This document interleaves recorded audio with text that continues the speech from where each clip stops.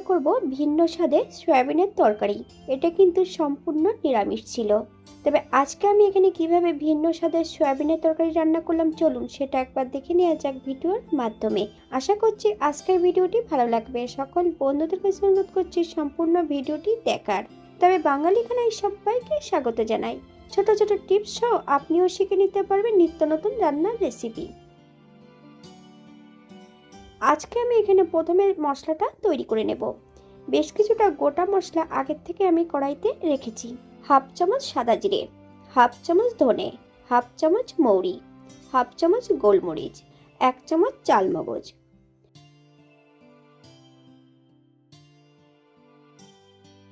দারচিনি, এলাচ, লং, দুটো শুকনো লঙ্কা, হাফ চামচ লবণ দিয়ে একটু লালচে করে ভেজে নিতে হবে, অথবা যতক্ষণ সোনালী রং না হচ্ছে ততক্ষণ বেশ ভালো করে ভেজে নিতে হবে।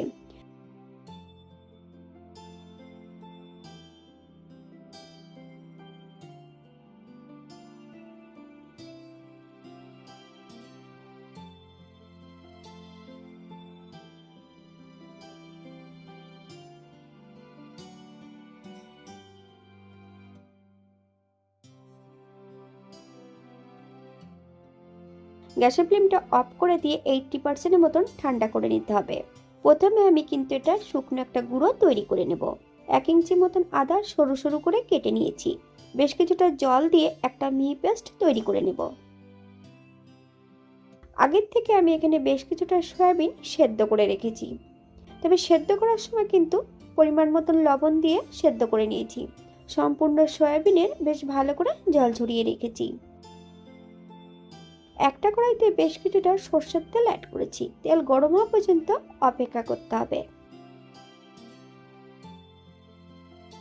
বেশ কিছুটা আলু একটু লবণ আর হলুদের গুঁড়ো দিয়ে ভেজে নিতে হবে।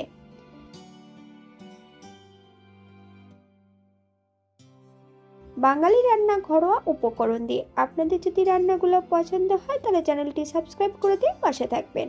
পাশে থাকা বেলটি বাজিয়ে দেবেন, নইলে নিত্য নতুন রান্নার নোটিফিকেশন পাবেন না। আমার এই চ্যানেলে আমিষ, নিরামিষ এবং বিভিন্ন ধরনের সয়াবিনের তরকারির রেসিপি দেওয়া আছে। আপনাদের যদি পছন্দ হয় তাহলে চ্যানেলটি ঘুরে একবার দেখে নেবেন।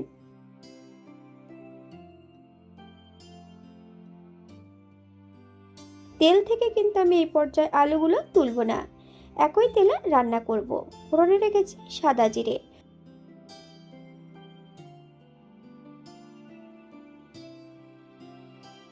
ফোড়ন থেকে সুগন্ধ বেরোলে সম্পূর্ণ জল ঝরানো সয়াবিনগুলো অ্যাড করে দিতে হবে।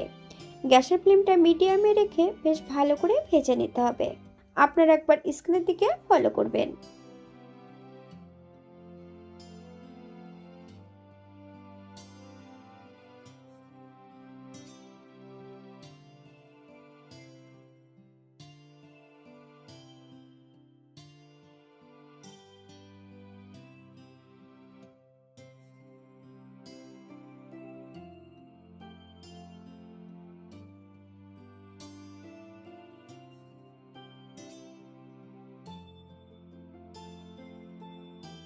সয়াবিন ভাজার মাঝপথে আমি এখানে 1 চামচ চিনি অ্যাড করব।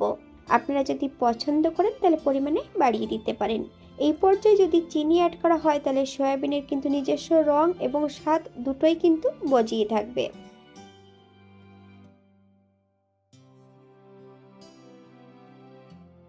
সম্পূর্ণ বাটা মশলাটা অ্যাড করে দিতে হবে। গ্যাসের ফ্লেমটা মিডিয়ামে রেখে বেশ ভালো করে মশলা সহ সয়াবিন আলু দিয়ে কষিয়ে নিতে হবে। আপনারা একবার স্ক্রিনের দিকে ফলো করবেন।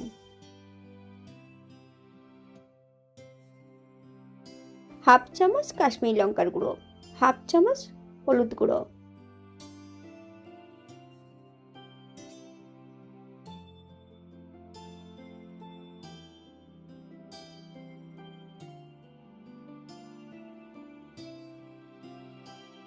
মশলা ধোয়া বাটি থেকে বেশ কিছুটা জল অ্যাড করব।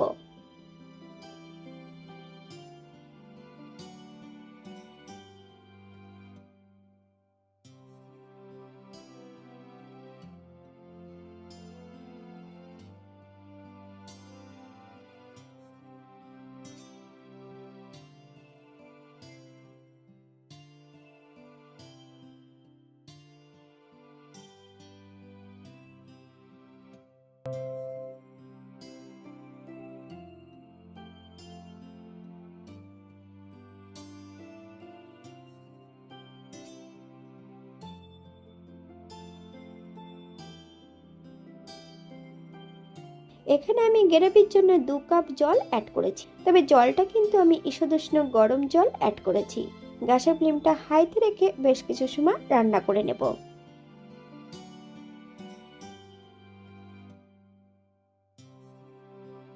এই পর্যায়ে একবার চেক করে নিতে হবে যে সবজিটা সেদ্ধ হয়েছে কিনা। বেশ কিছুটা ধনেপাতা কুচি অ্যাড করব। আপনারা যদি পছন্দ করেন তাহলে পরিমাণে বাড়িয়ে দিতে পারেন।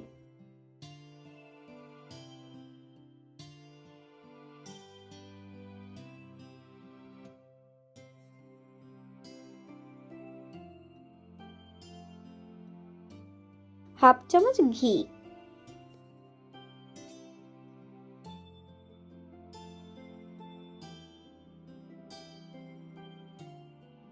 গ্যাসের ফ্লেমটা অফ করে দিয়ে 5 মিনিটের জন্য স্ট্যান্ডিং টাইম দিতে হবে, তারপর সার্ভ করব।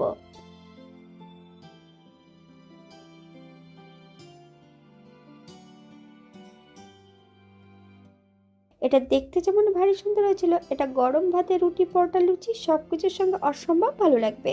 তবে আজকে আমি সয়াবিনের তরকারিটি রান্না করেছিলাম সম্পূর্ণ নিরামিষ।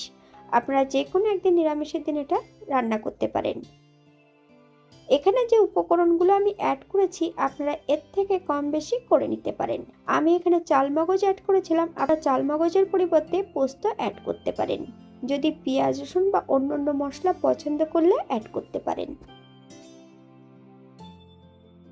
আজকের ভিডিওটি এই পর্যন্ত। সবাই সুস্থ থাকবেন, ভালো থাকবেন। অন্যদিন নতুন রেসিপি নিয়ে আপনাদের সামনে আবার আমি হাজির হব। নতুন ও পুরনো সকল বন্ধুদের অসংখ্য ধন্যবাদ ভিডিওটি দেখার জন্য। হাতে যদি সময় থাকে তাহলে একটা লাইক, কমেন্ট, শেয়ার করবেন।